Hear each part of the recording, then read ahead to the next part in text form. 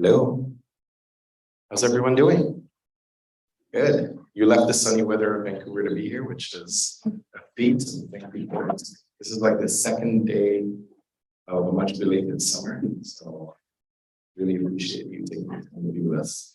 My name is Adil Samman. I'm the interim director of the Center for Comparative Muslim Studies for another month, and then I go on leave. So this is going to be my last event. And this is a great pleasure that we're doing this event as kind of a closing part of my tenure in this office. But more importantly, I want to welcome you to the unceded territories of the Musqueam, Squamish, and Tsleil-Waututh peoples. We are uninvited, as you know, we are uninvited guests on this land. We say this not as an acknowledgement of the fact alone, but rather to reconcile and also grapple with and problematize the realities of a continued settler colonial situation that we are, whether willfully or unwillfully, are actively participating in, which puts us in a situation whereby we are responsible for trying to dismantle the settler colonial project. To decolonize the university is not an easy affair. It is a very intransigent, rigid, ossified, and stubborn institution. We have to deal with its stubbornness on a daily basis within our classrooms, within our encounters and discussions with our peers, with our superiors, within the hierarchy that refuses to relent. And for people of color, Indigenous, Black persons of color, it is an even more trying situation. Nevertheless, what we've tried to do with the Center for Comparative Muslim Studies is to treat as natural the solidarities, the connections, and the commitments across boundaries so that the bridges of decolonization exist and flourish, not only here in this continent, but also in the areas from which we come, whether it's Palestine, whether it's Iraq, which will be the subject of our discussion today. Unfortunately, the colonial project has touched most of our territories, most of our turfs, most of our land. And arguably, there's very little land today and very few cultural, social, and economic and political experiences that aren't touched by the colonial project. So when we think about Iraq, as we will today, we should think about the connections, the relationships between Iraq and where we stand today. So it is my distinct pleasure and honor to be holding this event because of not only the subject matter, but also the speaker.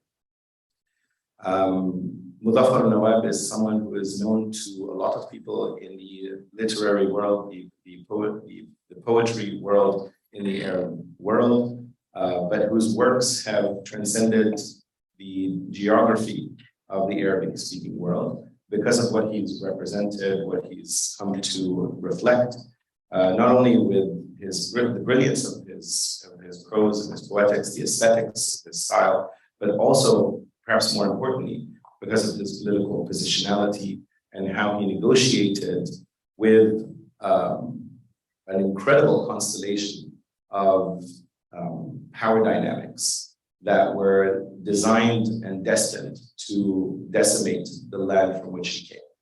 And so Muthafar an-Nawwab, who left this world on May 20th of this year, is someone that we decided we needed to stop and celebrate and commemorate. The Center for Comparative Muslim Studies may not seem like the kind of place that we would have this discussion given his politics, his expressions.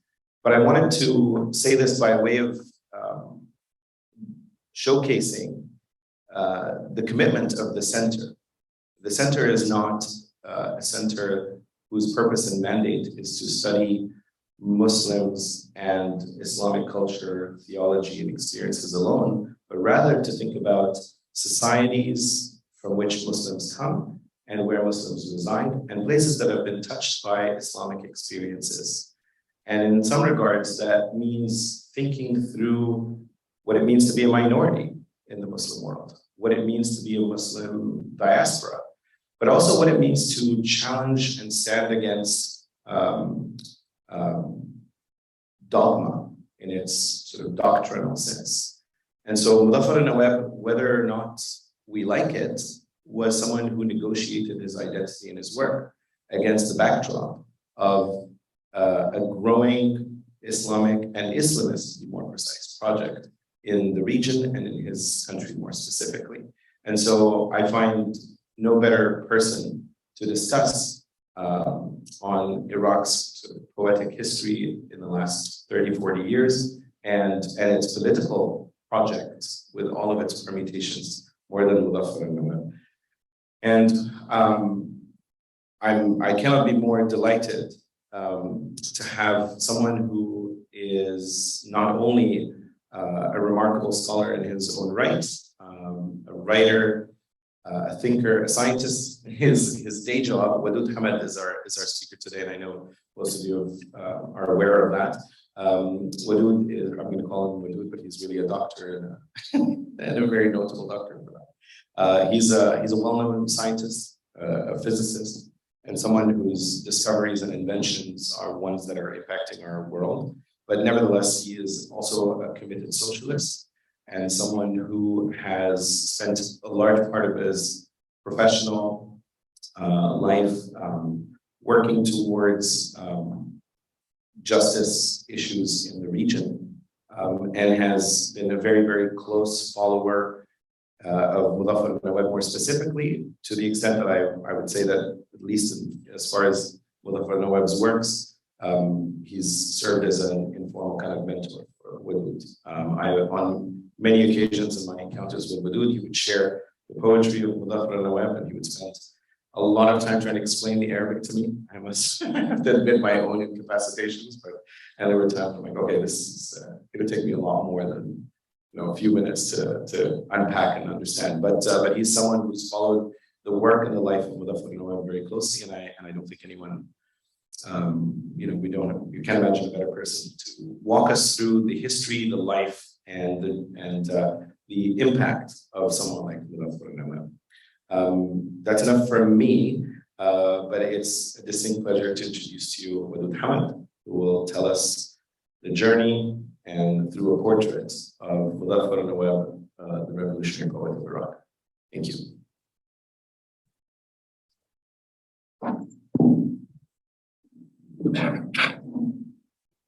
Thank you, Adil. It's a really great honor and pleasure to have Adil with me, and also to have given me the opportunity to talk about somebody I hold very close and dear to my heart for a very long time. I guess I had not realized this, but I have mentioned Muthafar so many times and read his poetry so many times to Adil that he's become practically incapacitated in thinking that an event like that could go without me being here. So thank you so much. I'm really grateful. Thank you all for being here. I appreciate that you're here. You're skipping the sun. We don't really normally get the sun. In 6 months, we had, I think, 122 hours of sun. So for you to skip the sun, I think means a great deal. Thank you so much. What I'd like to share with you over the next hour or so is my reflections, and also perhaps the impact that one person has left on many generations. Muthafar an-Nawwab, when his name is mentioned, it's basically a connotation of the country where he came from, Iraq, as well as the struggle for justice. And that is quite expansive. But he's lived a humble life, and he's lived quite a rich life. And the testimony to that is the fact that when he passed away, literally thousands of people mourned his death. The government of Iraq has attempted to camouflage its interest in giving him a state burial, but it was very soon overtaken by thousands of youngsters who went to the streets and took his coffin into the final burying grounds. This hasn't happened recently, with the exception of the passing of Shireen Abu Akleh, who was killed by Israeli forces. It's something that, in some respects, at least gives a person like me a sense of hope that people, what they do or what they have been doing, is known to the masses, is known to the people for whom many of those who passed away have dedicated their lives. And more critically, to the young, not so much interested in the old, they will disappear, but the young. So Muthafar an-Nawwab, in his own words, in the late 1970s, said, أنا ملك الترحال وتاج التيجان على رأسي حبة قمح يطردني الحكام فأمضي مبتسما هذه أرض واحدة لكن الحكام كثيرون. In English, and this is my translation, I am the king of travels, crowned with the finest, a wheat kernel. I wander, banished from one place to another with a smile. This is one land, plenteous rulers notwithstanding. He's been a person who's committed himself to loving one thing. And in Arabic, the word love has different levels. Levels that go beyond the metaphysical into many aspects of the human psyche. Muthafar, in his poetry and in the way he deals with his subject, and the main subject that he's always talked about are people, ordinary people, is ishq, halat al-ishq, the state of ishq. There is no equivalence to this word in English, other than to say it's a very high state of inebriation with the love of a thing or a human or whatever that may be. And he grew up in Baghdad. He was born in the winter, in cold night in 1934.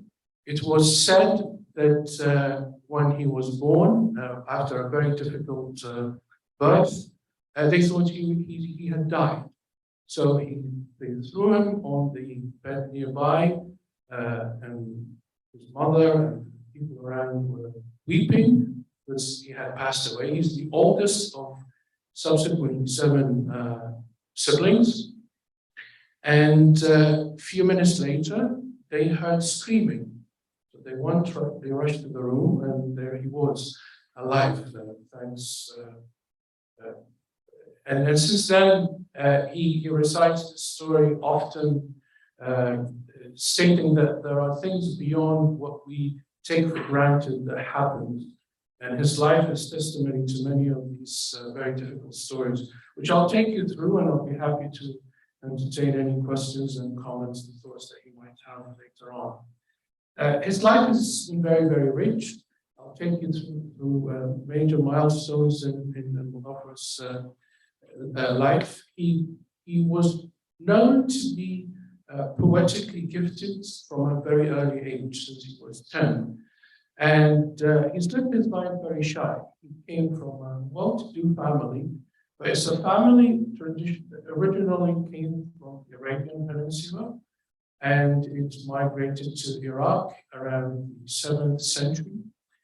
And there were followers of, in the Islamic tradition, there were very many different sects. So they were followers of what's called Al-Bayt, the house of Muhammad, so it's particularly his cousin Ali.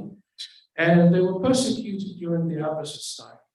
So when the family was persecuted, they were exiled in India, and they ruled India for about 400, or parts of India in Kashmir for about 400 years.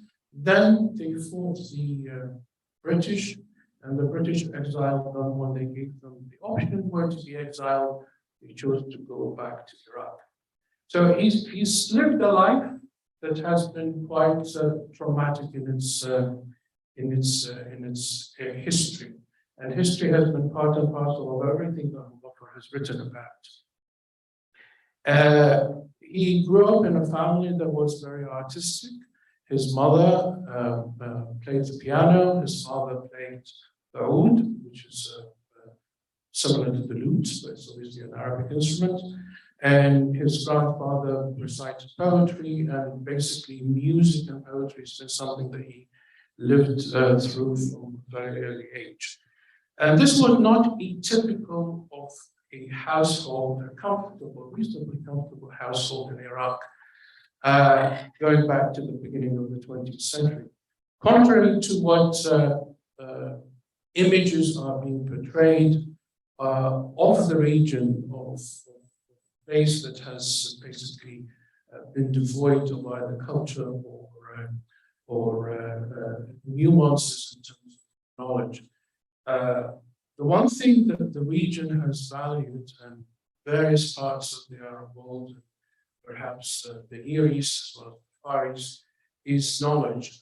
And knowledge has become part and parcel of every generation. The identification of knowledge and those who represent knowledge is something that's always taken a fairly primary role in people's minds. So the position of a poet or a writer has always been esteemed. And most poets and writers in the Arab world have lived a life of poverty, but they have been admired. They have been significantly admired. They have been put on a pedestal for the fact that they have held true to either a principle that they have had, or also to an aspiration to make change in society, no matter how small that change may be. So in his mid to late teens, Muthafar, examining the situation in Iran as during the time of the of the British mandate in Iraq, and the control over politics within the country by an elite group of mostly former Ottoman officers who have basically switched side from the Ottoman side to the British side. And also at the time that you have in a city like Baghdad, relative affluence, anywhere outside of the capital is been marred by sheer poverty. So the dichotomy of pockets of wealth to huge expanse of lands and populace that were very poor and unable to provide for themselves, yet everybody has been said that everybody in Iraq is born poets. And wherever you went and wherever he went in the huge expanse of that land, he's heard people who recited poetry or sang, and music and poetry has been something quite integral to the well-being of many people in that part of the world. As he grew and came to being, he became political, although he wasn't specifically in a household at the time that was political, highly intellectual, but there's a history of politics. And in Iraq, practically it's said that no two Iraqis can stand without talking about politics, so it seems to hold true at all times. He joined the Iraqi Communist Party then very young, and when he was a student, he was active in the politics of the country and also in the life of the student life in terms of trying to combat British colonialism and the nature of the government that existed at the beginning of the 20th century, which 100 years forward is not quite dissimilar from what exists now in Iraq, but the British mandate has been replaced with an American mandate, and a government that follows the whims of the US as opposed to being the Brits at the time. So his political affiliation has led him to places, as I mentioned, where there are people who have been very different from what he's also witnessed as a young person growing in a household that is relatively affluent. And once he graduated in 1955, most people in Iraq would have to become conscript in the army, and they would have to serve in various parts of the countryside. So he would, at that time, go with friends to the southern part of Iraq, and to specifically one area called Oman, which is near the Iranian borders on the eastern side of the country, southeastern side of the country. And they were hosted by singers. And singers he's never been familiar with. But the way he described it, he described the event as being electrifying. He's obviously grew up in a household that was quite poetic, musical, and since an early age, he would listen to Beethoven as well as classical Arabic music.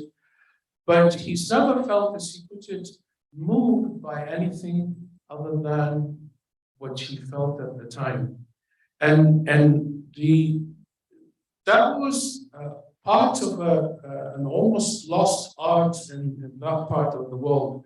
The poetry in dialectical terms, or in spoken language, so not in the classical Arabic language, but in the language of the specific regions where they use different accents and different sometimes words. And you find that across the Arabic world, in Egypt and Sudan, and obviously the Levant, and Iraq was no exception. At the time, of course, you don't have television, you don't have other media that makes this well known. So to discover this was something quite revealing. And he was very touched by this. That had a specific impact on the way he started writing his poetry. And at that early age in his life, he was seen to be a person who has taken popular poetry, Shabi, from a simple recital of words or construction of certain events into construction of images. So images that have become very unique, and he's become basically he's established a school in that poetry that has subsequently had a very huge following.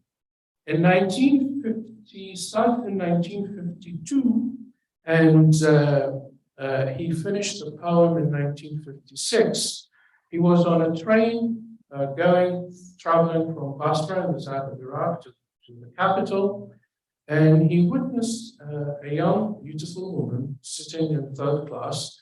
The major accomplishment that imperialism and colonialism had done to all the lands were two things: the invention of class systems in transportation, and two is the solidification of the feudal system.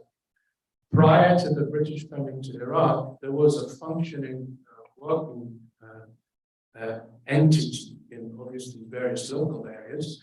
You did not have a country as you do now, but there were local entities that functioned. And that functioning of these local entities, including the tax system, has allowed for services to materialize. When the British came, they basically took full advantage of what existed and added to it an element of bureaucracy. So there was a very intricate bureaucratic system that was created as a result. That's a slight digression. So he was sitting near this young, beautiful lady, and she started weeping as they were passing a certain village.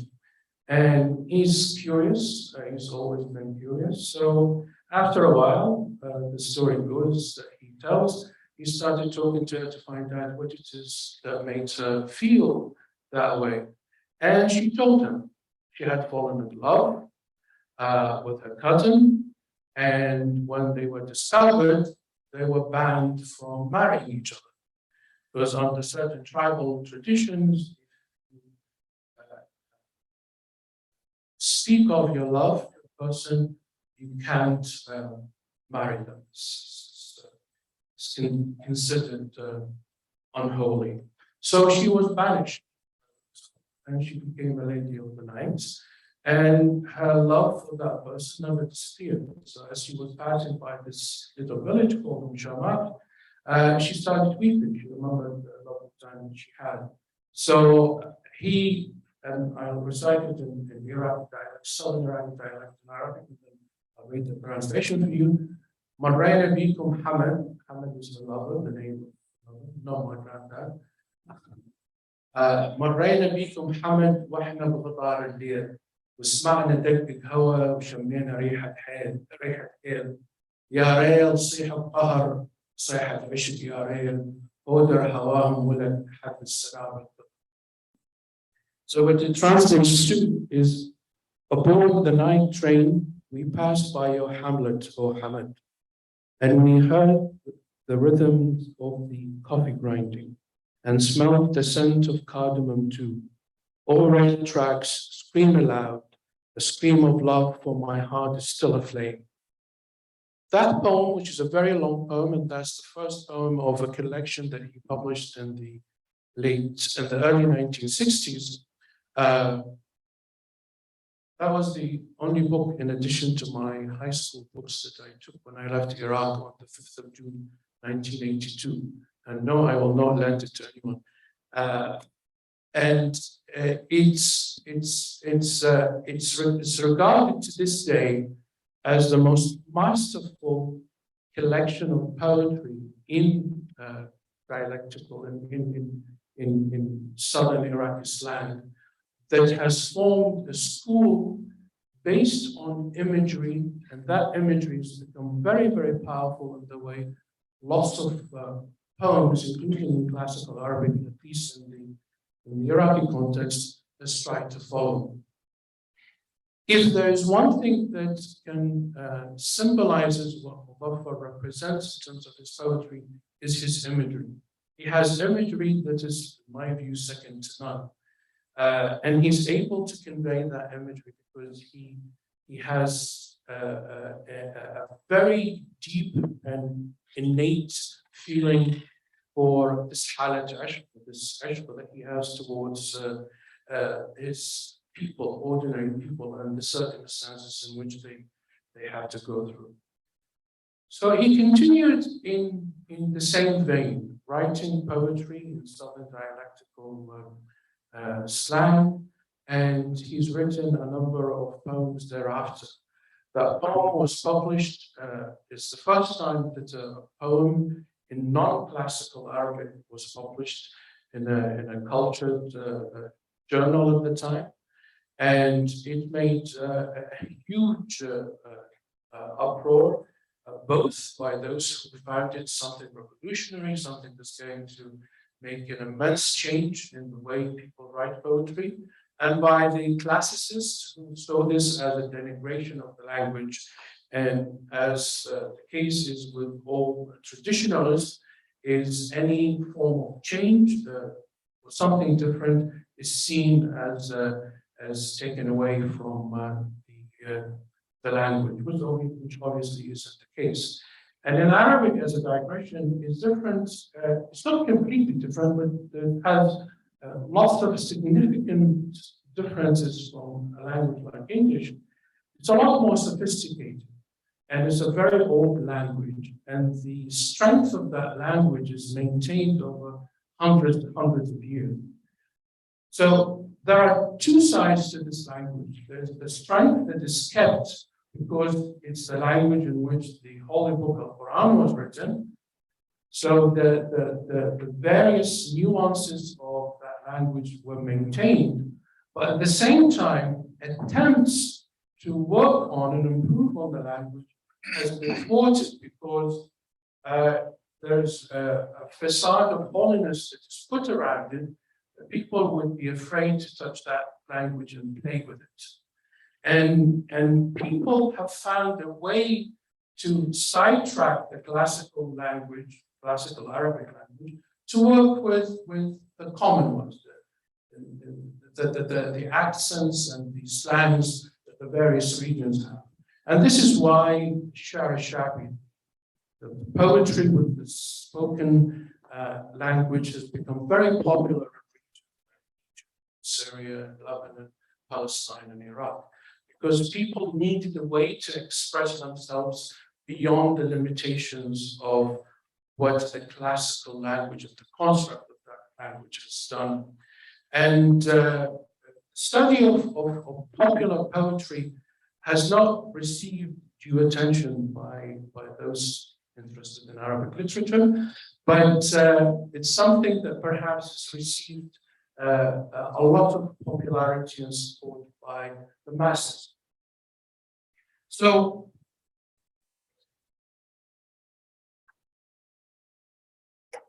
that he continued in that vein, and in the late in 1958 there was a revolution in Iraq that overthrew the monarchy, and with that event there was incredible joy in the sense that now the country has taken a different path, a path to try and witness progress. A few years earlier there was a revolution in Egypt, which has been a major event in the Arab world. And this is the second one that had taken place. And there was a sense of hope that the people are going to take hold of their countries and start to rebuild, etc., etc. But at the same time, there was a counter-revolution, a very strong counter-revolution. Iraq, and it happened, of course, elsewhere. And that counter-revolution started by the feudalists and those who were regarded as reactionaries. So another powerful poem that came in 1959 was Suwaihab. Suwaihab was a farmer in the southern part of Iraq, and he was also a communist. And he was assassinated by the feudalists. So he's written an old poem. I'll read part of it and I'll tell you what it means. ميلا لا تنقضن كحل فوق الدم، ميلا وردة الخزامة تنقض سم، جرح صويحب بعد طابة ما يلتم، لا تفرح بدمنا يا القطاعي، صويحب من يموت المنجلي داعي. Now, this is difficult for even Arabs, but what is the imagery in this part is quite beautiful.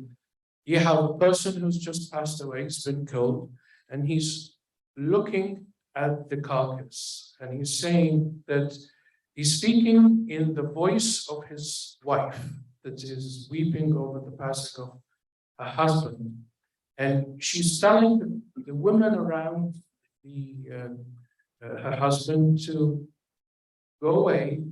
You need not cry, because if you're going to cry, fahl is women, then now it's become a very high-class commodity, used to ornate their eyes with, and it's something local that they would produce, and obviously inexpensive, not what you find in store now. But so she's trying to say, do not cry, because if you're going to cry, your tears mixing with the kuhl is going to contaminate the pure blood of my husband, and his wounds, his deep wounds as a result of his murder have to awaken everyone else to be able to go and avenge his killing. This is what signifies all the poems or the poetry that Muthafar has written, whether in Iraqi slang or in classical Arabic, which he particularly continued to write in after 1969. He continued in the same efforts, being politically active in the politics of Iraq, and also subsequently writing poems. Few years after the 1958 revolution that overthrew monarchy, there was a brutal coup data that was instigated by the United States. And primarily that coup was a result of two things that the government has done at this time.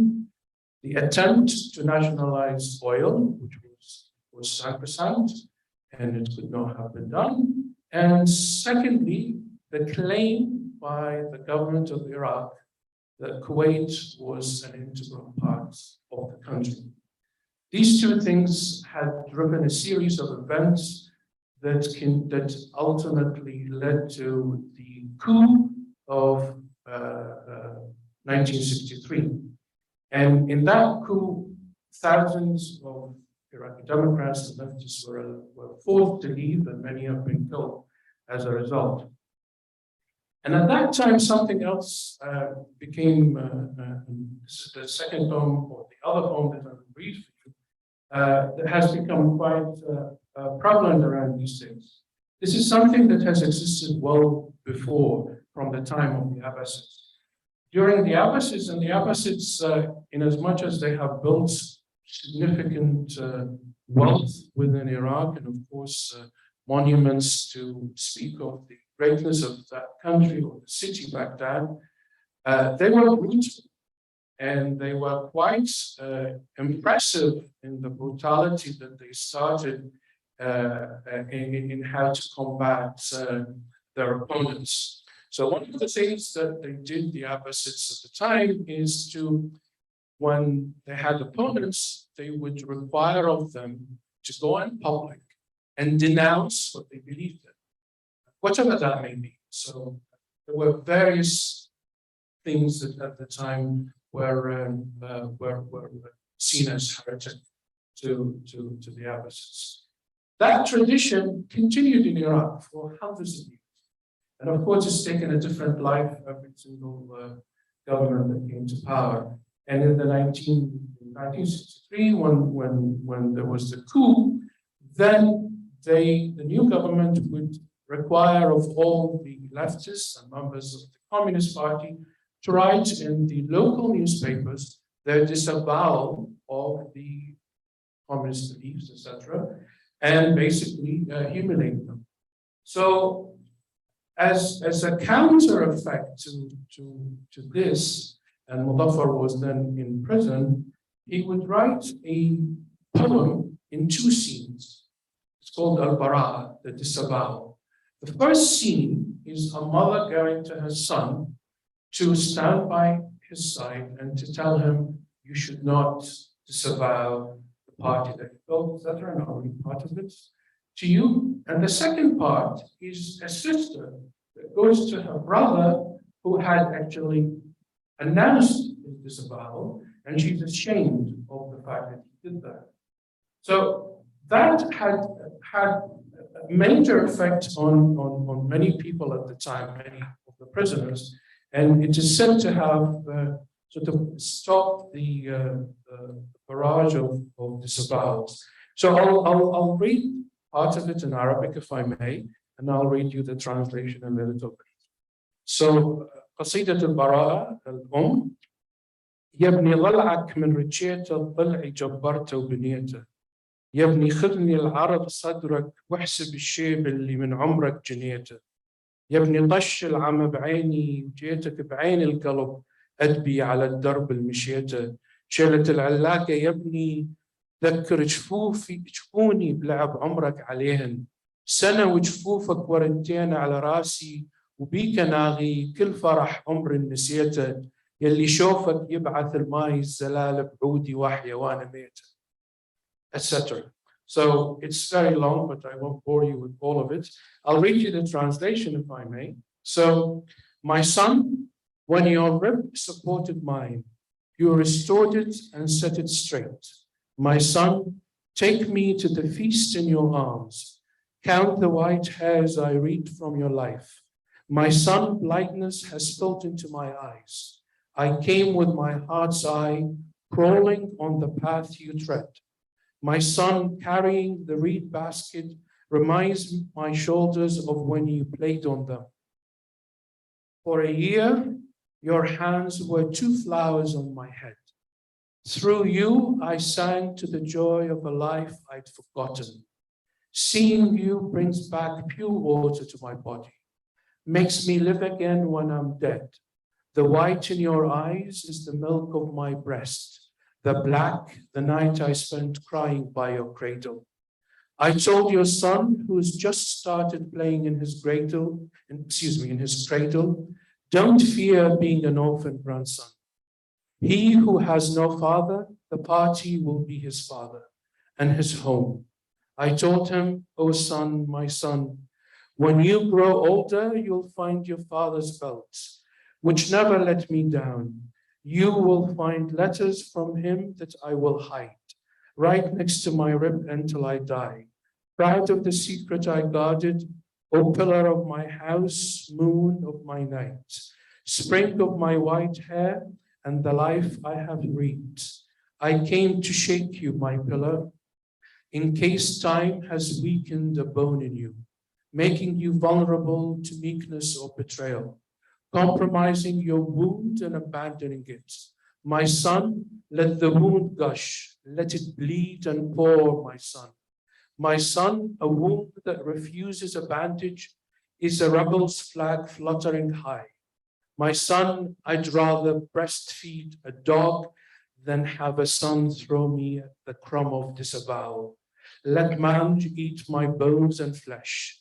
Let my eyes die before I see such disgrace. My son, these are days where drought reigns, days of torment and trial. My son, don't defile our honor. My son, disavowal will forever be foul.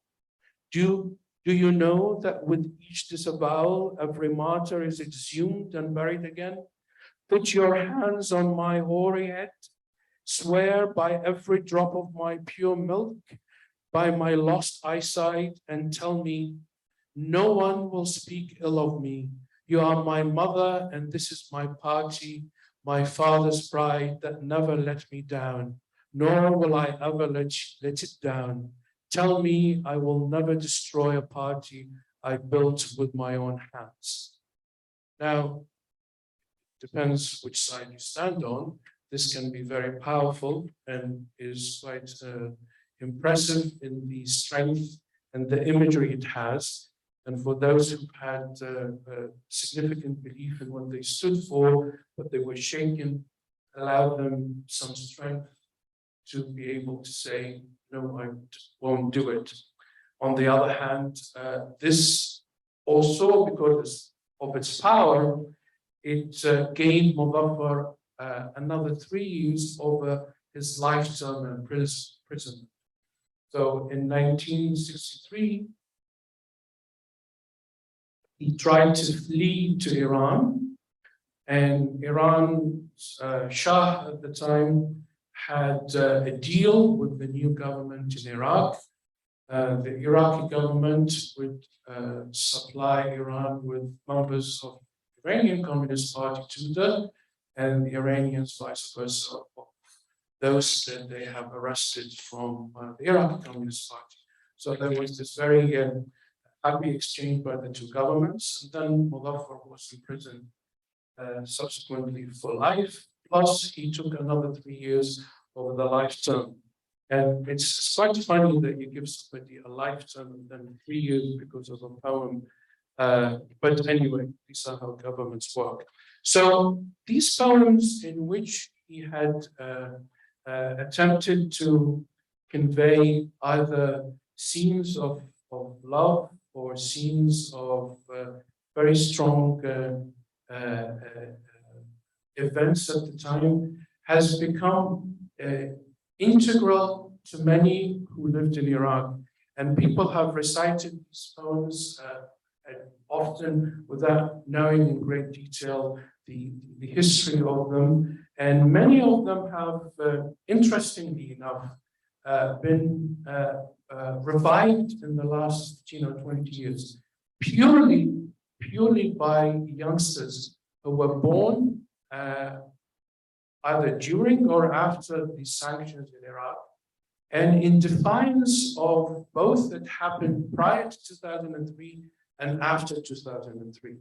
His poetry has never been published in books. The only book or the only collection of poetry that he's had published, one in the early 1960s, which I showed you, and there was another small collection in the mid-1980s in classical Arabic.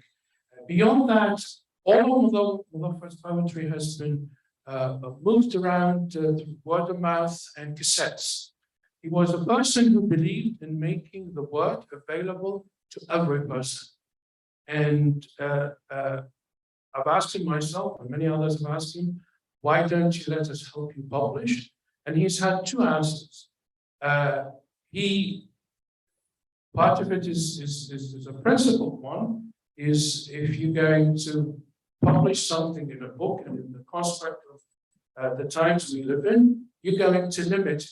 You're not going to make it available to everyone. And since we don't have the means to make this poetry in printed form available to everyone, it was not something that he wanted to invest time in.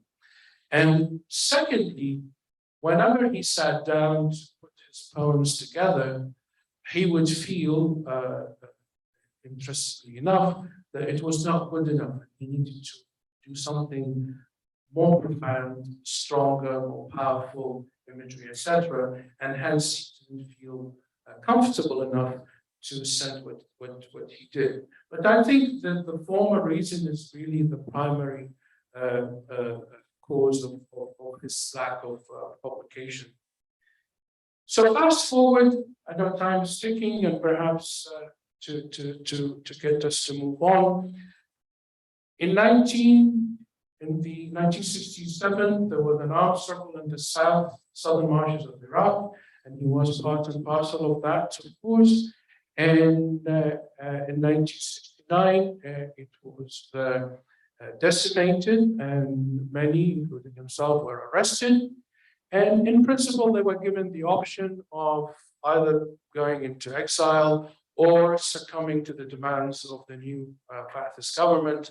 And he was one person who decided he's going to leave.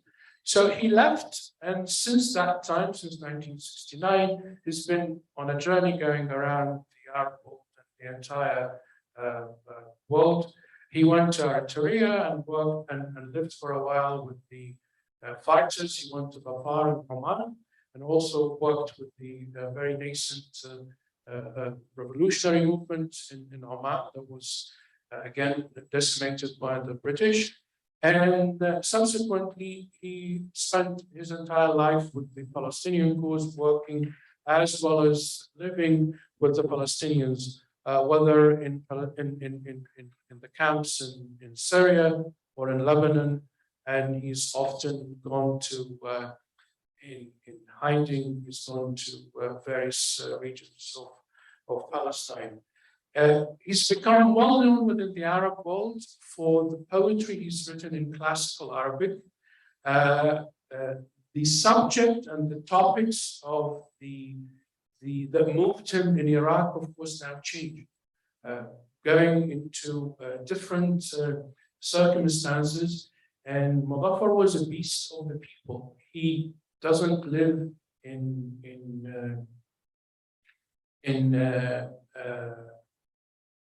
his own structure or in his own image. He lives with the people, he talks to the people, and he breathes what he is basically surrounded by. That's why it becomes very important for him that now what he writes, he would write in classical Arabic, so it can read as wide a mass as possible within the Arab world. And one of the most powerful poems that he's written has been a poem, Palestine, which many people in Arabic perhaps already know it, but I'll read the English translation. It's part of his collection, Eritrea, which takes you through a journey of everything. Every poem he's written has philosophy, mysticism not in the banal sense, but he's delved deeply into Sufism. And as he grew older and his experience matured, he became a lot more in tune with many of the revolutionary Sufi trends within the history of Arabic Islamic culture. And also, ishq has been a staple of everything that he's written about. And that ishq can be a connection he's had with various parts of the world, with people, with causes. And the cause of Palestine and the justice for the Palestinian people has been something that basically occupied everything that he's done since he left Iraq in 1969. But Iraq has never left him. There is not a single poem Muthafar has written on whatever topic it may be without Iraq being there. So I'll read to you this, and perhaps we can go on to a couple of more things before we close. Are we okay with that? So this is nocturnal string melodies, Watariyat Legliya. And his project for Watariyat Legliya, which was never finished, he wanted to introduce the symphonic structure of music, of classical Western music, into Arabic poetry. And he's written 3 strokes, and he wanted to write 4 strokes. 4th one was never written. He's finished 3. The 3rd one was not completely done, but the first 2 strokes were done. And this is the first, this is part of the first stroke, Haraka Ula. He says, "Oh my homeland, save me, for the stench of human destitution is frightening. Oh my homeland, rescue me from cities that robbed my merriment away, from cities which turned against their people, from cities rotting away into oblivion. Oh dear homeland, they put you on sale as if a morning star, but mourn you at night while entranced with inebriation, and might attempt some music and dance for the hell of it too. O homeland, those are your enemies. Who stole Palestine but those buggers? Who did it, I ask you, if not the beggars at the rulers' doors and the superpowers' dinner tables? When the evening approaches, however, they sing, of course, Jerusalem is our Arabian bride. Welcome, dear, welcome. I swore by the history of hunger that no Arab would remain alive if we are to continue as such. Pastors, Al-Quds is your Arabian night. Excuse me, is your Arabian bride? Is she? Why the hell then did you allow the scum of the earth to rape her while you stood outside eavesdropping, demanding that she stop screaming, for your honor has been defamed? Sons of bitches, have you ever heard of one being raped in silence? Sons of bitches you are. No, I feel no shame confronting you with your true colors. A pig's refuse is cleaner than any of you. You are more dead than a carcass. I must tell of your phoniness. Everywhere in this Arab homeland, you've stripped me of any joy. In every street I find thugs. I've become wary of every telephone, every even walls, and even kids. I despise your sleazy taxes. So he's been a vocal critic, an uncompromising critic of the colonialist project, imperialism, but he's been incredibly and consistently critical of all Arab regimes of exception. He has despised and criticized every police state. Most Arab states have been and still are in various shapes and forms, but they are basically still are. And he has taken to a life where he's been very vocal and systematically so in trying to unravel what this police state had represented, and the intricacy and the interconnection between the local police states and the imperialist project. This is something that he's held very faithful to, and he continued in his poems, all his poems. Again, in every powerful language that he's used, in every strong term that he's used it to protest. He was not interested in trying to propagate a foul language in as much as attempting to take something that is deep from the common culture that people are associated with and trying to take this and shake the grounds from underneath every single one, including the rulers. It's been said that various rulers would listen to his poetry and laugh. And in many of the poetry recitals we would have, whether in Lebanon or in Damascus in the 70s, 80s, or elsewhere, he would be attacked by security forces and his friends, and most of these would be either in Palestinian refugee camps or in university campuses, and then he would flee away with the help of local people.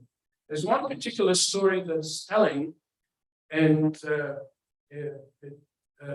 Algeria, for many, is perhaps we know the devastating history that Algeria has suffered as a result of French imperialism.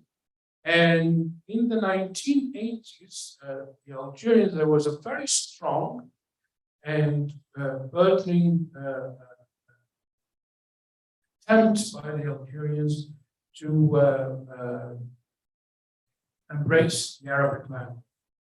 And the young has become very well read in Arabic, and they started to devour most of the Arabic literature, poetry, prose, you name it, that came from the Arab world. And he's slowly gained a major following by Algerian students. So the National Union of Algeria invited him in 1985 for a recital in Algiers. And he came at their invitation. And Muthafar, when he used to travel, he would travel on a fake passport, like most revolutionaries had to. So when he arrived at Algiers, the government wanted to meet him, so they would send the officials. And of course, nobody entered the airport by the name of Muthafar an-Nawwab. He came under a pseudonym with a different passport. And he went straight to the event. Now, in 1985, Iraq was still fairly in a powerful state. And at the time, Iraq was ruled by a Ba'ath Party still. And Saddam Hussein was, by many Arab governments, seen as the beacon for liberation of the Arabian lands of whatever it is. And as a counterpart to that image that some people had of Iraq's dictator, there was always a counter position. He himself and many on the left had escaped that dictatorship. And there was continuous efforts by the Iraqi government to try to silence those opponents. So the Iraqi government, when they learned, Iraqi embassy, I should say, in Algiers, when they learned that he was coming, they sent their thugs, and his friends warned him that this was going to happen. Nonetheless, they would go on and have the recital, and he had it. As they started, in typical thuggery, whether it's Syrian Ba'ath Party style or Iraq Ba'ath Party style, they went in and they started throwing chairs. And it's said, and this has been written about by Algerian journalists more recently when he passed away, there was a cordon of students that surrounded him and literally built a wall that stopped those people from coming close to him until they took him away. They snatched every single person threw them out, and they resumed the poetry recital. But the power and the strength with which that person has connected with ordinary people is been remarkable. And I think it's also been felt very much so by youngsters who's never met him, who's never had the chance to understand many of the subjects he's written about. But his poetry has been unique in the sense that it transcended time. And the circumstances he spoke about could be 2022 as it was 1985, could be the blight of the Palestinians in a refugee camp, or a Syrian that's fleeing war, or an Iraqi or a Somali, or any of the millions of people that had to endure loss and wars. As a result, the state of ishq that those people have felt with him and he with them has been quite remarkable. I think, at least the view I have, it leaves one with much to think about and appreciate. There's one side. What do you want me to stop? Because I could go on forever. I'll continue, but I was going to say, if people want to grab refreshments and continue. I would be happy to stop, or yes, there are refreshments. I think you can continue. Yes, And we're all kind of mesmerized and captivated. all right. We want to stop you. All right, okay. You can tell me when to stop. All right, so I'll keep going, but if you feel like getting refreshments, please do. The center has done a great deal of effort to try and keep you healthy and well fed with protein and vitamins. We love to feed you. So there was one other side of his poetry, which is again quite significant and important. Is al-Khamriyat. It's talking about, and this is a very Khamriyat is poetics around drinking and the context of drinking. Drinking in cultures of the East. And this spans the entire Eastern world, the Arab world, Iran, Afghanistan. Drinking alcohol is a state, again, of not simply getting drunk to look foolish, as unfortunately is the case in the countries that did not invent alcohol, and I shall not name them. But it's a state, again, of ishq. This ishq is something that's quite profound in poetry. And you can read it in poetry of many poems that come from that part of the world. Al-Khayyam from Iran has written great many poems describing wine and what it does to you as touches your lips and it goes down. And the description of this state is something that enters you in an entire world, and a state of feeling that when you read this poem, you would not want to drink wine in one gulp. You would want to really savor it. So Muthafar has had something, again, in the tradition that all those poets from that part of the world have. Many of his poetry has had parts that describes not only the state of what inebriation might have on you, but what it means to be consuming this alcohol. So I'll read this to you, and I hope the significance of the meaning, again, should be taken from the picture and not in just symbol, in one symbolic way. ثمر الله بنا مما فهمنا أدب الشرب وأنهينا القناني حيرة في لوزه سماره كنا وكان الأرق سيدي مولاي لا تخف تأمل زهرة اللوز أمن ربعية ملت أن الأيام لم تقدر على رأسي وقد يثبت رأسا قلقا إن أكن أطبقت جفني داخلي وإذا كأسي مالت فكما البلبل ينساب أنيقا للسقا. There is incredible philosophy and beauty in what he's written there, and I will try to share the loose translation. I've attempted to translate this just for my own curiosity. I have failed. I have failed to try and find the English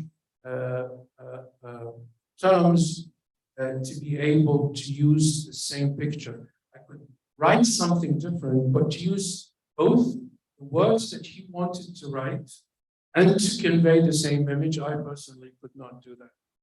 So he's saying we, and he's here referring to us, we who discovered alcohol and we knew how to use alcohol. He would talk about taqrir. So he talks about literally the process of making alcohol through distillation and how this drop or these drops of alcohol come to you, and as they go through, allows us to think.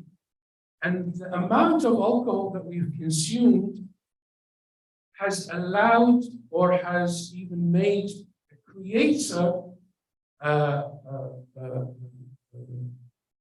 be inebriated with what it would mean for us to consume it. There is a complicated connection between the way he looks at his relation to the creator, the way he sees the creator as a thing that works with him on the same level, the way that he can see the beauty of the creation is because you allowed me to witness and to appreciate flower, alcohol, and this alcohol that you are, in the later part of the poem, he talks about the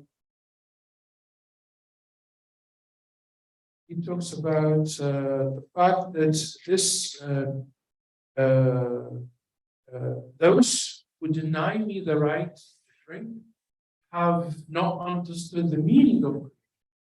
So he is challenging many of the concepts that have been integral to the Islamic religion in which he has lived, obviously, and practiced living, that is, not as a person, but he's also trying to provide a very critical way of looking at that relationship, both to the alcohol, to the world around him, and to the creator.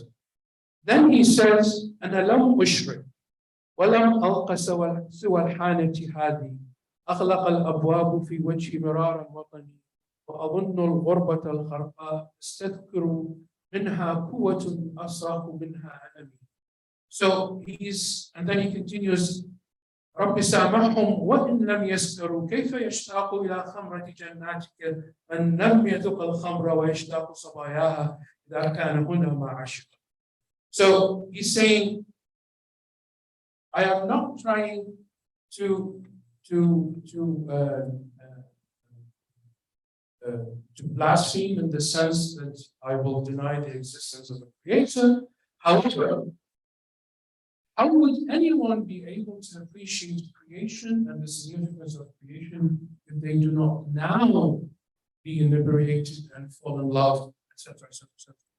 And this part of the poem is a poem written about armed struggle by the Palestinians. So I haven't read, obviously, the whole thing, perhaps too long, but he infuses every single poem that he writes with the main notions that he's always had.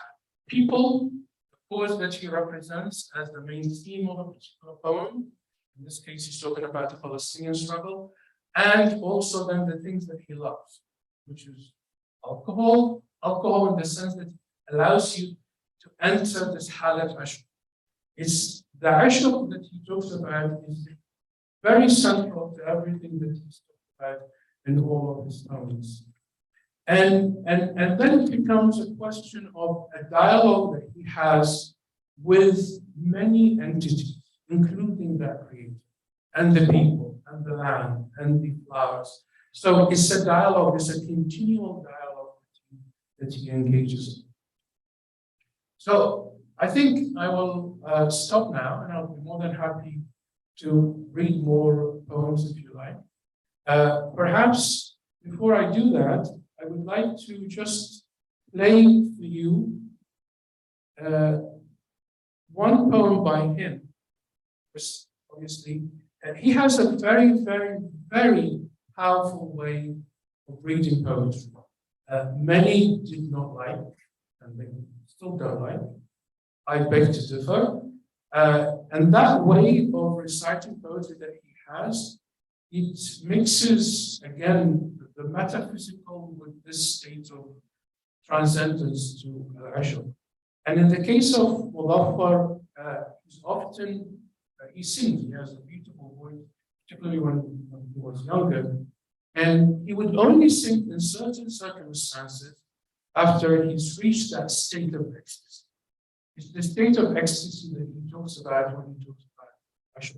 So if you allow me, you can listen to his own voice and words, and then I'll read you the translation.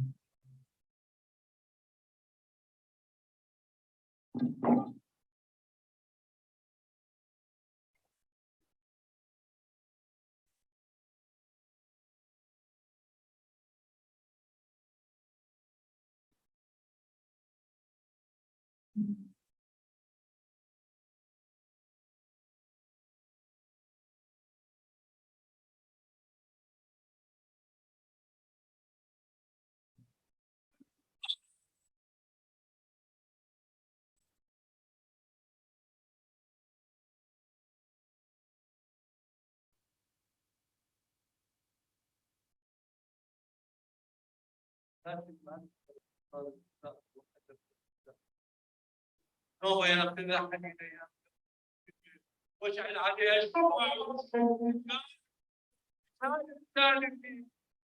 وارجع وانجح تجبر البحر قصة قرارة كلش حزينة خشبة لكن حيلة.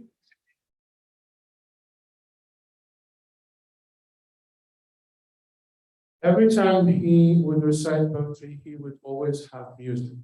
To him, al-oud has been an integral part of how he conducted himself.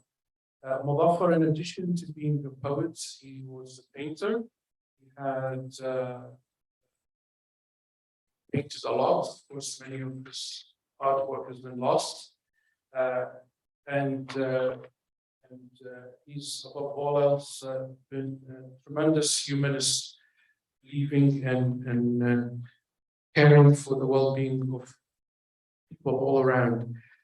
That poem in Iraqi Southern dialect, that Khidni Ya Bahar, is one of my favorite and is a very powerful poem. I'll read you my translation of it. Perhaps some of that imagery can be conveyed. O loving sea, take me along, embrace me with your mercy, treat me with your tales, and the screeches of your heart and your shores. Sing me the blues. O take me, a piece of wood I am, abandoned by the wrecked ship, imbued with the warmth of sailors, a part of the steering wheel I was, lived happily and endured every adventure, and struggled a little bit more. When the gusty wind blew, broke, but never disintegrated, and began to sail alone, aimlessly, at times towards the keenness of yesteryears, at others, and slowly learned to rekindle a flame, adrift along the shores of experience, anxious. Thence I return to you, lying cheek to cheek, would to see, oh yes, would to see, a faithful peace, an eager one that is very sad, however, but one that is more precious than a ship. So, I don't know the kind of perhaps images that you get from this, but it's a ship that's been broken by wind, but he talks about the fact, and this part of it is talking about himself and the journey he's had to go through. He's been through a lot of shit and life has not been very good, but this ship that has been broken has not disintegrated, or that piece of wood has not disintegrated. And what is really significant is that wood remained true to itself, and it remained a piece of wood lying in the sea, but it never accepted to disintegrate. The core, again, of what hopefully tried to convey is the strength of the imagery that he's had with all the poems that he's written. Something is quite powerful, something that's always kept true to principles he's held. And I think many, which is a great comfort to myself, seeing that the young, particularly in Iraq, have embraced him in a way that has been an incredible surprise to many of us. And one thing that has been quite endearing is his, I would say, prophetic notion that there would be an uprising in Iraq in October 2019. He's written about this in 1989, where he said from قصيدة اسم وحشة الطرقات إني أرى يوم انتصار الناس رغم صعوبة الرؤية وأسمع من هتافي في الشوارع سيما في ساحة التحرير نخبك يا عراق وليس ذي أمل كليل. What happened in October 2019, young, primarily unemployed people in the country have taken to the streets to demand a better life. It's become something that many people had hoped for, wished for, but have not seen materialize until then. And the precise description of what happened in October 29 has been on the minds and in the hearts many of us who lived far from that country. And he's captured it, in my view, so very well in that part of the poem from 1989. So with that, I thank you for your attention. I'm more than happy if you have any questions and comments and requests, and please feed yourselves. Thank you. And I want to really extend my thanks once again to Dr. Adel Iskandar. I'm really grateful that you've given this opportunity to share this with me. Thank you. Questions? I think we can, yes. If you can kindly introduce yourselves. My name is Nisreen Bashir. Thank you so much. This was a fascinating introduction of Muthafar. Thank you for bringing him and Iraq to Vancouver. I have so many questions, but I'll keep them to two. I'm not sure if it's a coincidence, but I feel a very strong presence for women. There was the sister, the mother, the wife of Suhaib. Is this something real, or it just happens that the examples brought in? Absolutely real.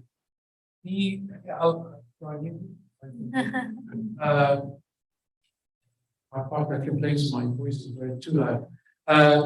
Absolutely real. Woman has been an integral part of everything he has. One of the problems with the left in general is the lack of understanding of the state of the downtrodden or the ostracized. So the male chauvinistic view of the world has also been predominant in many elements of the left, but not Muthafar. Muthafar was primarily perhaps an odd occurrence in the sense that he's always been a friend to literally every marginalized person, and women in all societies, but in our societies have suffered as a result. So he's highlighted the role of the woman from his very, very early. The very first poem that I recited, the Rayla Muhammad, which is now the national anthem of the country, talks about the suffering of a woman and a prostitute. And he's taken that whole context in a very, very different way. And basically people sing it. And sometimes when you tell some traditionalists that this is a story of a prostitute, they will say, oh shit. But literally every single poem he's had has highlighted the role of the women that they played. Men, other than historical figures, have played no role in his poetry. The Fidai or the Palestinian Fidai is always a significant character in what he wrote about. But male, the only historical figures, or certain historical figures, other than his characters, have been primarily women, and he's very forceful in the way he presents women. The other thing that is very significant, and it's something quite difficult, he's been one of the few people who supported the rights of homosexuality. To talk about that publicly in the Arab world is a death sentence. But in his own clever way, his poetry has talked about this. And he's often been, people have attempted to embarrass him in certain gatherings, but he was clever enough to state, again, he uses ashq. And the notion for him, ashq, if you're going to be in that state of ashq, ecstasy, whether you're going to be in ashq with your creator, you're going to be in ashq with a person or an animal or anything else, that is your right, as long as there is that consent between the two persons or people who have that state. So his poetry also has a lot of this homosexual imagery as well. You have another question? Second question. I think, yeah. I also know that you said he was doing mostly Shabi, colloquial Iraqi dialect. Then he switched to standard Arabic. Is this linked to the Palestinian cause when he wanted everyone to understand what he was writing? Yes, and it's also linked to the fact that after '69 he left Europe. So his audience. Yeah, his audience is now different, of course, and primarily because he's now his number one cause was the Palestinians. So he had to write. He continued to write in Iraqi dialect, but much less. And that last poem that I wrote, that I read for you, about the ship that was wrecked, was written in the mid-80s. So the subjects changed, became more philosophical, more personal reflections, because the stories that he's had associated with prior to '69 in Iraq are now different. So post '69 is really the Arab world, what is happening, and so on and so forth. So the classical Arabic has become more important to be able to convey the message, to people. And a follow-up question, if I may. You said that young people now they see the reality in his poetry. Do you see a difference in their reproduction or the consumption of his poetry in relation to standard versus dialect? Young people in 2019, Yes. for example. Yeah, that's a great question.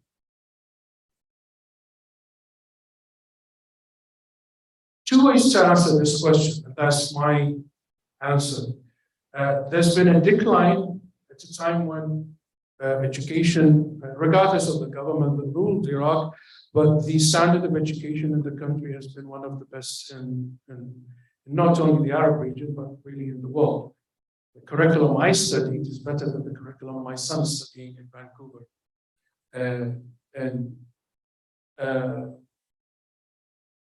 The reason why Shah started, as I mentioned earlier, I think is the state of education.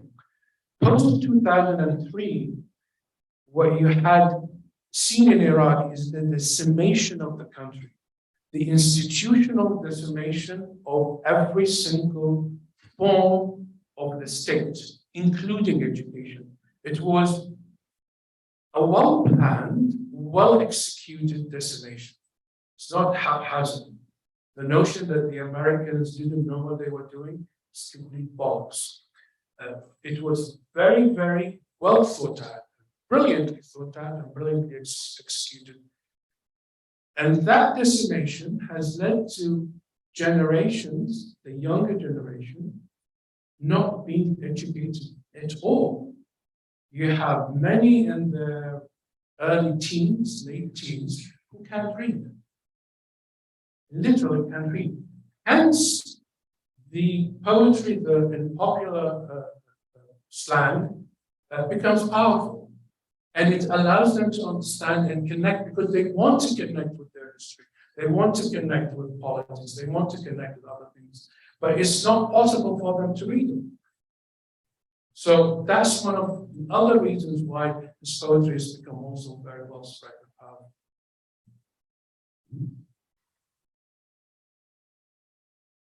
You can ask any other questions. And even if they're not questions, if people want to reflect, if they're familiar with Muthafar an-Nawwab's work and have a personal connection to it, or feel like they want to share their experience with his words, feel free to share those.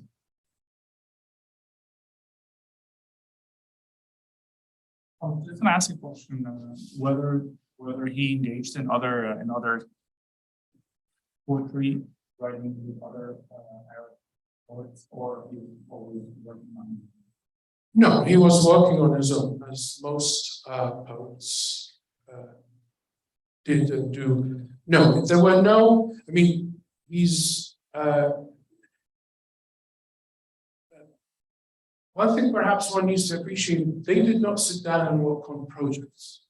They wanted to live and survive. And poetry was a means for them to connect and communicate with the people. So they did not have the luxury of sitting down and working on a project per se. For example, he was a very close friend of Muthafar an-Nawwab of Egypt. And they would meet whenever they met. Could meet, and they lived for a number of years in the same place. But in as much as they worked together, the subjects and were different, and their audience were sort of slightly not dissociated, but different. So they had to be able to connect with their audiences in ways that are more powerful. So working together becomes difficult, but you work alongside each other. That's what happened here, because they associate with the same. The reason why I'm asking is actually when I heard him, it reminded me of him. Yes, They almost sound Yes. the same. Yes. The same Absolutely. way they talk. But this person is talking Iraqi. Absolutely. But then talking Yeah. And that's why I'm actually asking. No, absolutely. In the 1980s, Ahmed Fuad Najm and Muthafar were the most sort of heard and listened to poets in the Arab world. They live in the same place. What is that? Ahmed Fuad Najm lived in Lebanon for a while. They lived basically in the same flat. They cohabitated. Yeah, the carbon here. And he lived also Ahmed Fuad Najm for a while in Damascus, and he lived together.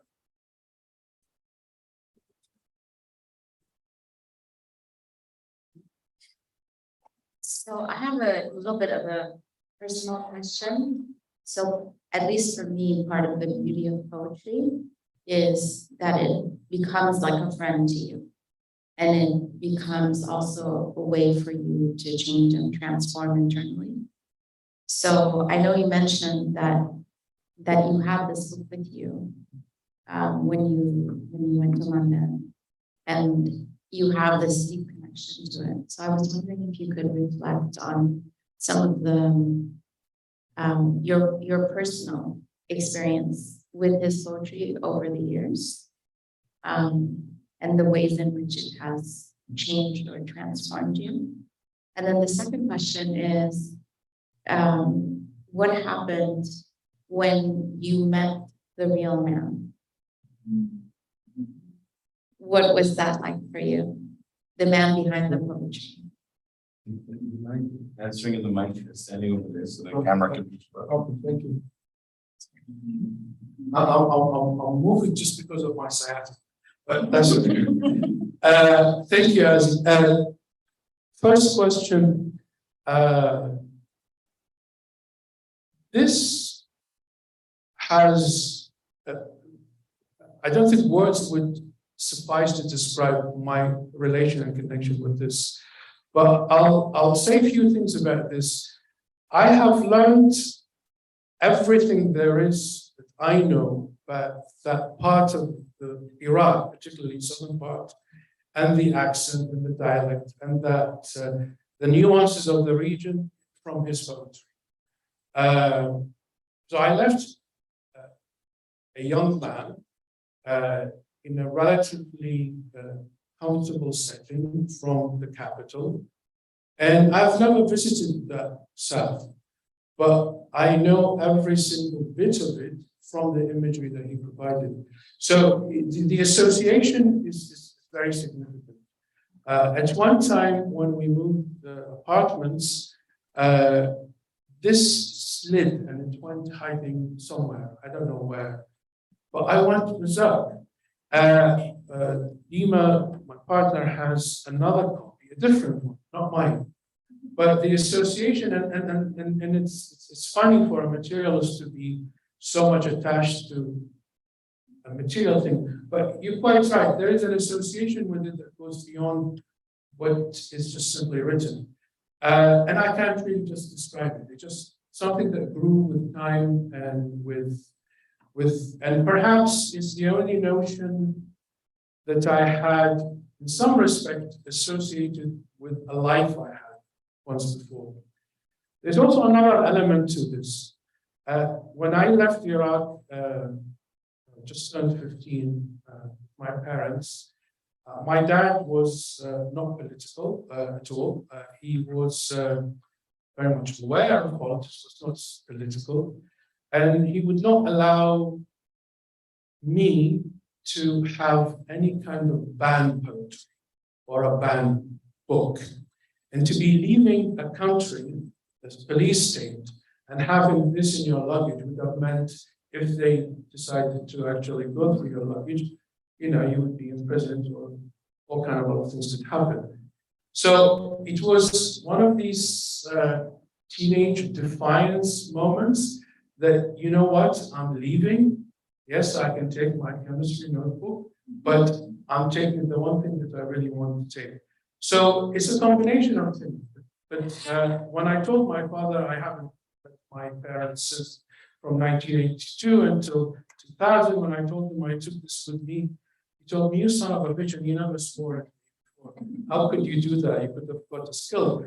So many layers of what this means. I mean, everything, in addition, obviously, to the significance of what I learned about the country itself from it. When I met the person, first time I met him was in Brussels in 1994. It was beyond ecstatic. I had traveled specifically in 1991 to Damascus to try and meet him, but it was another reason, and I couldn't at the time. So I was very disappointed, and I still hoped that one day I would. And when I met him, it was surreal. He was one of the few writers, and it was said to me by a friend of mine, a very close friend, said, if you like poets or writers, read them, don't meet them. And because often they're really disappointing when you meet them. He is the only exception. And in real life, he is very different from when you see him recite poetry. He's very powerful, he's very emotive, and he's very strong. In real life, he's incredibly, not docile, but childlike and quiet and very contented. I mean, incredibly contented. And it's very nice to be able to be with and spend a few days, and then I've known him for a while. So it was a catalyst to make me want to love him even further. The state of ashq I have with this guy, something unique I have. Any question?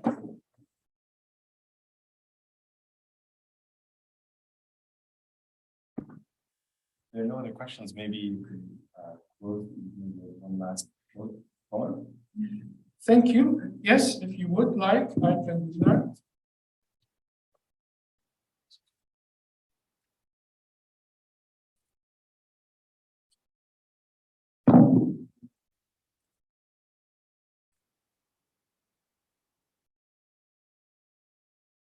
So this is a poem.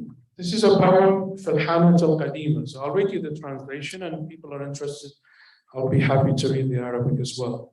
This is part of, it speaks of a number of things which you will hopefully be able to appreciate. So, here's to you, my lady. Nothing of you is polluted except mortal flesh, whereas some have sold everything. He defends all of the world's causes, but flees from his own cause. I will piss on him and get drunk, then piss on him and get drunk. Then you will piss on him and we will both get drunk. The tavern is crowded. The tavern is crowded with a generation you don't know, a country you don't know, a language, laughter, and things you don't know, except for the wine. And the first drink, it looks after you. It warms your cold legs. You don't know where you met it long ago. Your head babbles between your hands, something painful like the buzzing of silence. Silence itself joins you and babbles along. You stare at all of life's bottles. They're all empty. The waiter has turned off the lights many times for you to leave. The waiter has turned off the lights for you. The waiter has turned off the lights many times for you to leave. Oh, how you love wine, Arabic, and the world. To strike a balance between passion and pomegranates. This one drink and I will leave you enchanted, will leave your enchanted tavern. Don't be mad, sir. The lover is enchanted. Fill it up until it overflows and spills onto the brown wood. How would you know why this slab is for wine, that one for a coffin, and the other for a billboard? Fill it up plain sight, sir. I will not leave your grand tavern before I'm blind drunk.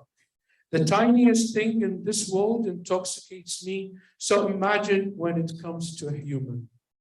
O Lord, I have accepted all things except humiliation, and having my heart caged in the Sultan's palace. I was content that my lot in this world be like that of a bird. But, O Lord, birds have homelands to return to, but I am still flying over this homeland, stretching from sea to sea, prisons pressed against one another, one jailer huddling another. So, thank you.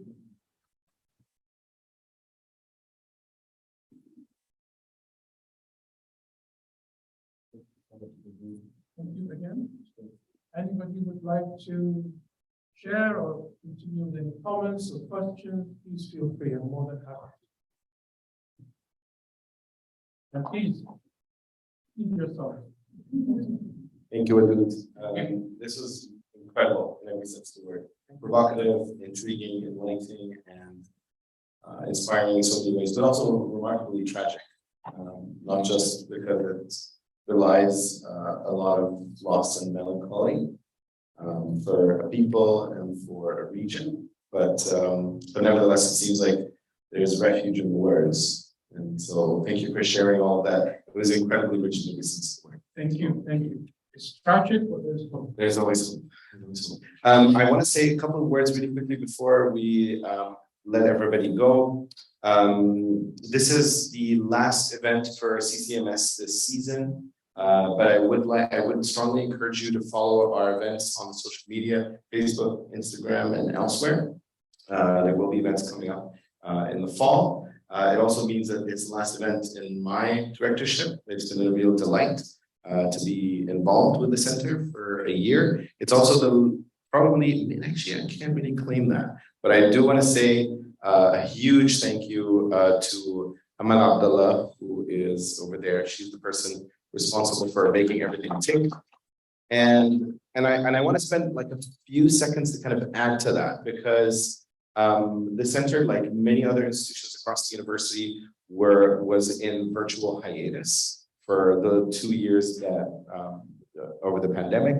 And while we've tried our best to keep programming alive, as soon as it became possible under public health orders for things to happen, I don't know how I got this lucky, but Emil almost flicked the switch, and we've had event after event after event. We've been filling up rooms. Okay, this one we'll claim because it's online and it's video. It's like it's a packed house of 700 people. But really, it's been a remarkable honor to work with you, Emil. I've really just learned a lot, and also realized that the bar is much higher than any of our expectations typically are. So thank you for the work that you've done with the center.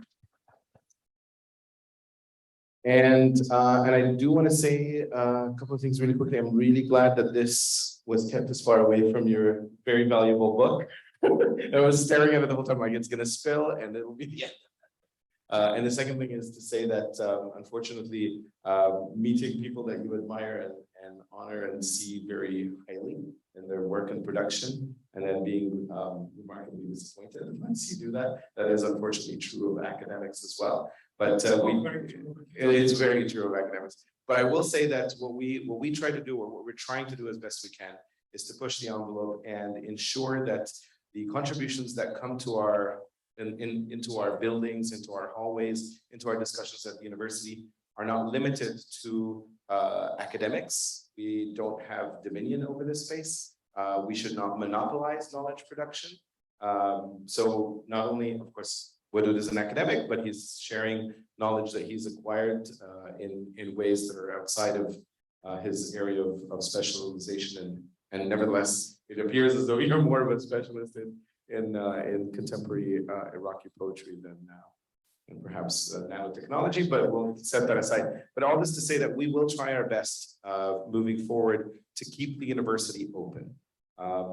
We want to make sure that both the center and the university, SFU, is a space where you can come and find not only a place of refuge, but a safe space to share, contemplate, reflect on all the things that would otherwise feel vulnerable or complicated.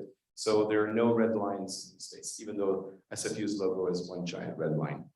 Thank you so much for coming. Take good care, and please make sure that as much of this food is consumed as possible. Unfortunately, a lot of it goes to waste if we don't eat it. So you've got as much time as you need to do so. You can mingle, have a chat with Wadud outside. But thank you so much for coming. Thank you, Wadud.